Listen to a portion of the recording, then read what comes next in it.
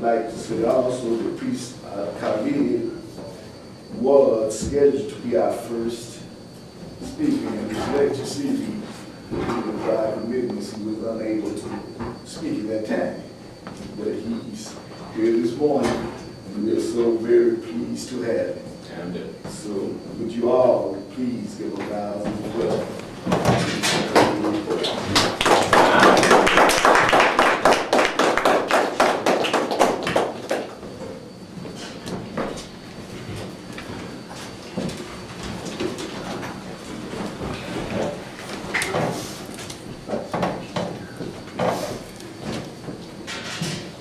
Thank you, Sheikh, for that warm and beautiful introduction. That would probably be longer than the lecture.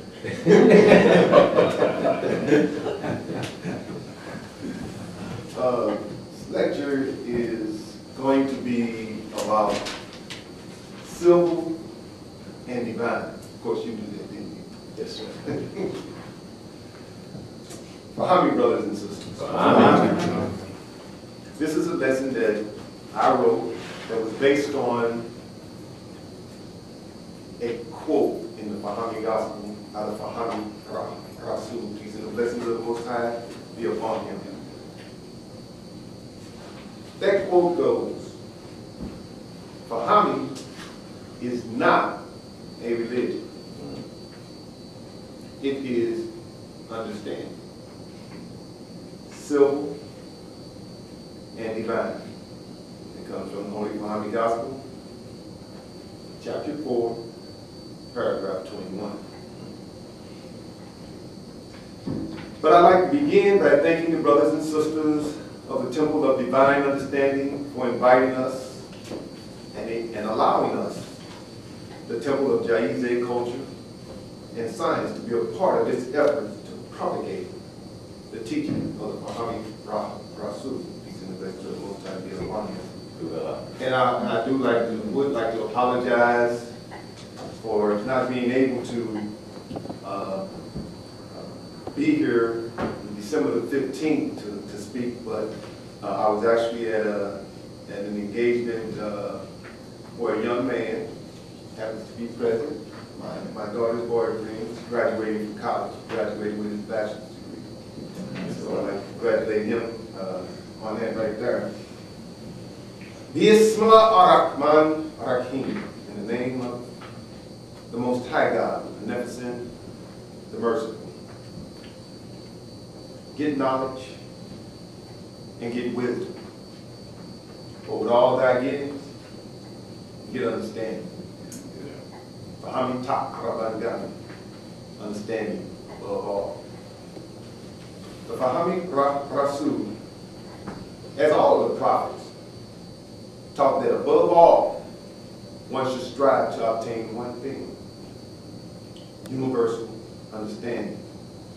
Put another way, he taught that we should seek divine understanding. That's what Fahamme means, divine understanding.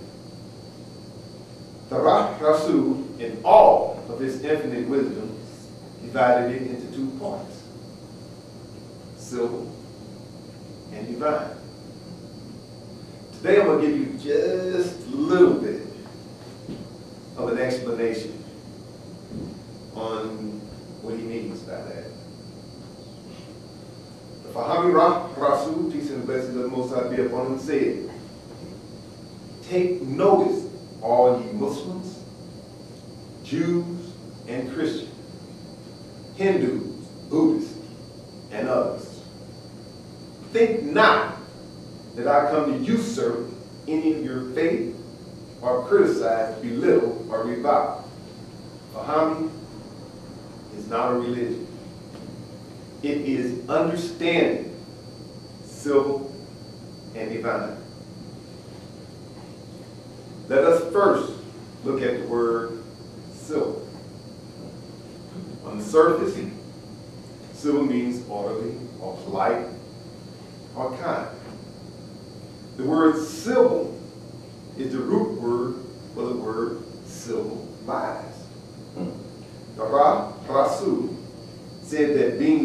Civilized is simply obeying the laws of the land wherein you reside and being well-mannered and polite to all. Now, from a spiritual standpoint, that is very, very beneficial. Put that together with what he said in chapter 16 of the Fahamme Gospel, Imitation of Life, which is a part of the extended version of the Fahamme Gospel, but is indeed his writing. Nothing has been changed from what the Rasul wrote, only compiled. The first 9 chapters of the extended version is exactly the same as what's in the Gospel that only has 9 chapters. The extended version is only a compilation of more of what he taught in his own words. But anyway, back to the subject at hand. Civilized. In chapter 16, paragraph 21, the Fahamme Rasul combining civilized with the word culture. He said that our business is to bring you to the light of understanding. And that is what we are striving for today. And that means a civilized culture for the black man. So, civilized refers to the kind of culture that we should be trying to revamp. A civilized culture implies that it is of benefit to you from a cultural standpoint, or a culture that is beneficial. By worshiping your own saints and saviors, your own saints and saviors, there's a benefit. Most people apparently don't believe it, but it's true. But that's on the divine, spiritual side of the house. And we're going to talk a little bit about that in a minute. The Rasul, peace and the blessings of the Most High be upon him, also said of culture that painting, art, and dancing is not culture. And singing adds very little to it. He said that culture was education in farming, and industry, and trade. He said that it is the science of government and the knowledge of law and justice. It brings order out of chaos and makes a man fit to be his God. Now, that is one way in which he explained a civilized culture. The civil side, remember, we're talking about the civil side of Fahamme. It is the physical necessities of a people or a nation of people. There are also groups that understand and who profess the need for a Kemetic civilized culture, but mostly on a superficial level. The externals, as one of our great musical artists, Gil Scott Heron, would say, always dealing in dashikis and handshakes, and I added in so-called African languages. That's fine and dandy, but we must go much deeper than that. Let's look deeper at what the Rasul described as culture. What are these things? Let's take a close look, and you will see that these things are the requirements for nationhood, or the requirements to build a nation. Farming. If we are going to build a nation, the nation would have to feed itself. As a culture, we must feed ourselves. We might want to think more carefully about what we feed ourselves, unlike the dominant culture we live in. But nevertheless, we have to feed ourselves. But how can a nation feed itself if it doesn't own land, if it doesn't know how to go to the earth and ask to be fed? That's a little bit deep there. You know you have to ask to be fed? We're not going to get into that right now. Trade. We will have to trade for things we need and don't produce. that requires knowledge, skills, and abilities. Education. We need to learn and understand the value of a thing. Okay? Industry. If we are going to build a nation, we will need to be able to manufacture clothing and other necessities.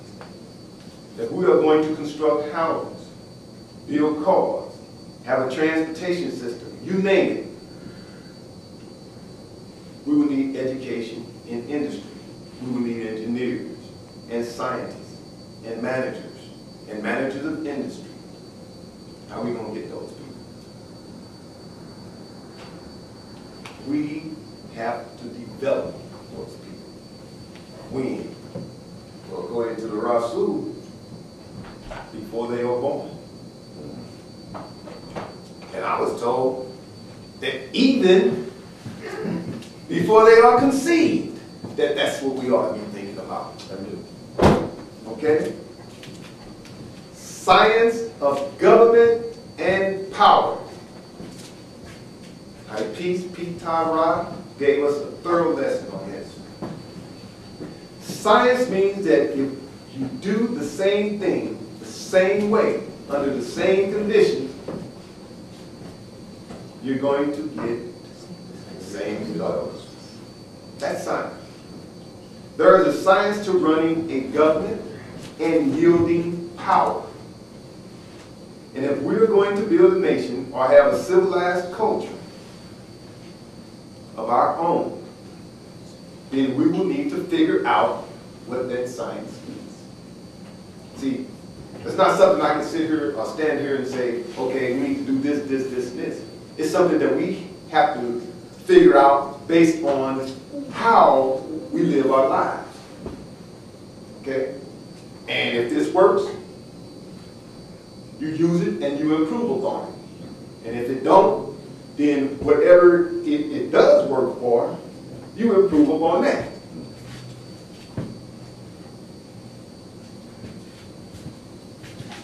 And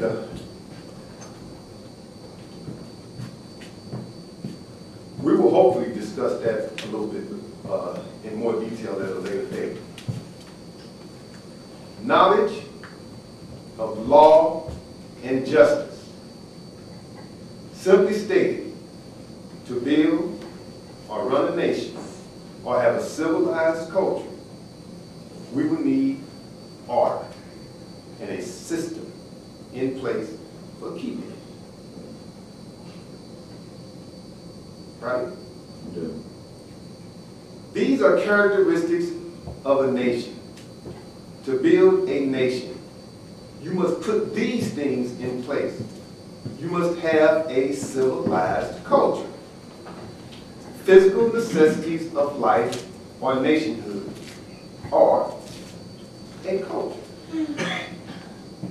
This is the civil side of Fahamme. It brings order out of chaos and makes a man or woman or animal fit to meet their God. In other words, be a meaningful people or culture in the eyes of the Creator.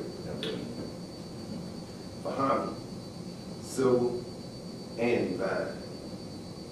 The most powerful forces of the universe are those forces, are those things that you cannot see. Imam Habib taught me this lesson like this. He said, young man, what makes a car run? You know, I'm pretty smart, right? College educated and everything. Got it going on. I know I got this one. I thought about it for a little while, but you know, it's a little bit more to this right here than what I think, you know. So I said, gasoline. I knew I had that right. I said, no. I said, no. I said, no. What makes a car run is not gasoline. What makes a car run is the energy in the gasoline that makes the car run. Blew me away. But he was right. Those things that you can not see are the most powerful forces in the universe. The most powerful thing that you have, believe it or not, is your spirituality. You'd be surprised where that will take you once you get to know who you are from a spiritual standpoint.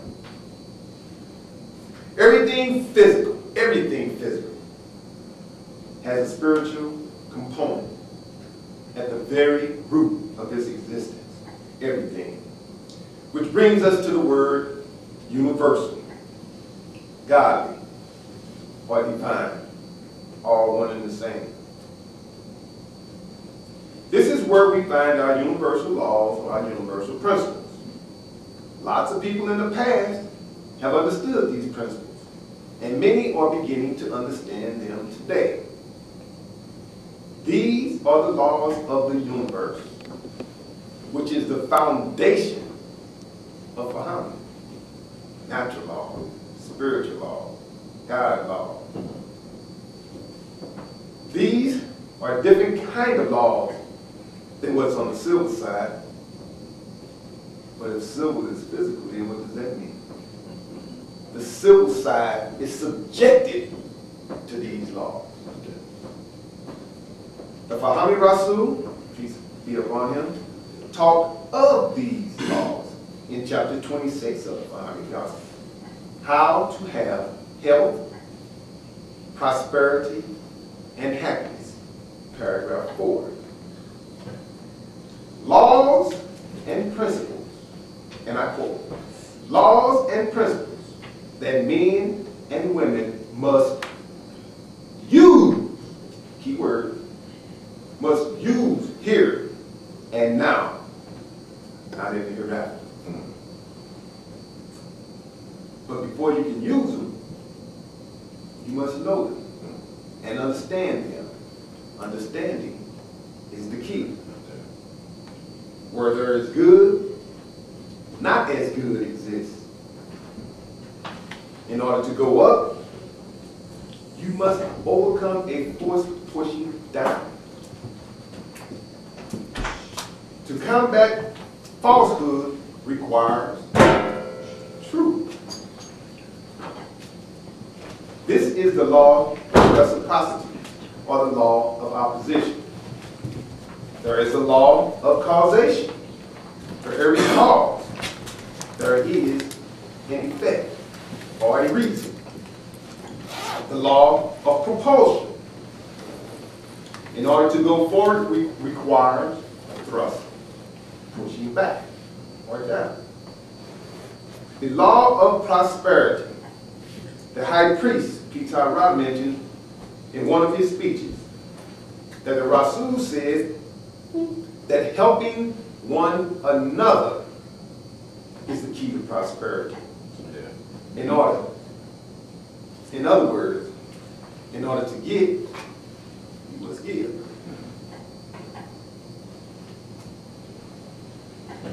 And there is the law of attraction. To be successful in our endeavor of propagating the teaching of the Fahamme prophet, it is important that we understand all of the law, but especially the law of attraction. The law of attraction is the fundamental organizing and building principle of both the universe and the world in which we live. Hence, civil and divine. The 42 affirmations of Fahamme are not what we're discussing right now. But to understand how the affirmations work, you must understand the principles of Fahamme, or universal law, or what the Rasul term, divine law, or divine understanding. The affirmations are stated in the affirmative for a reason, and that is the law of attraction. Our names. The reason we have our names, or have names that exalt, is because of the knowledge of the law of attraction. Attributes of the Most High that we are supposed to endeavor to live up to. Are you trying to live up to your name? Or do you think by just having the name makes you a replica of the angel or the God or goddess? Which is it? The Fahamme Gospel says that reincarnation, or reincarnation, however you want to pronounce it, is the use of a name and a claim. Added to this is the invocation of the spirit of that deceased person, together with an effort to reproduce their achievements and successes. See what that name is all about? It's a science today. But back to the law, the divine aspect of Fahamme. Let me conclude by explaining more about how the law works.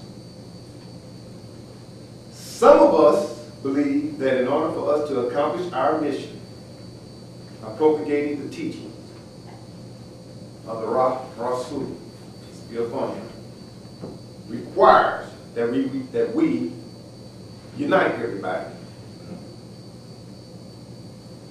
We must get all the organizations to come together.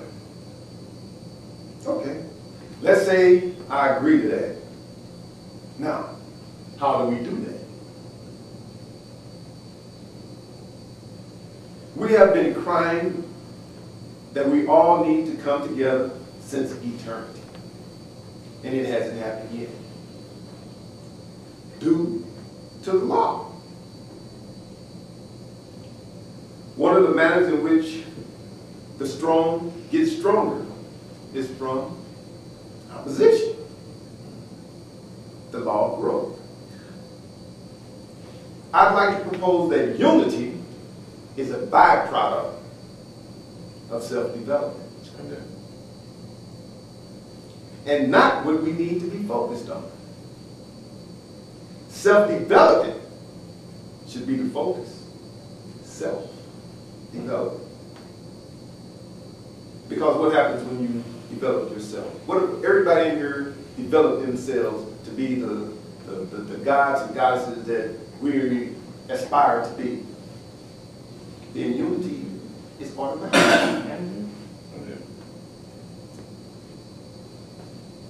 There is a lesson in the book Enlightenment called The Mastermind. In that lesson, it teaches that the mastermind desires only that which is conducive to the development and advancement of itself. It goes on to say, to correct situations, we must develop the quality of self-control in order to raise up our Fahamme culture. Continue reading, and it lets you know this very important fact. Before our noble ancestors made any outward moves to correct situations in the world, they first put their states in proper order. I conclude your civil state and your divine state.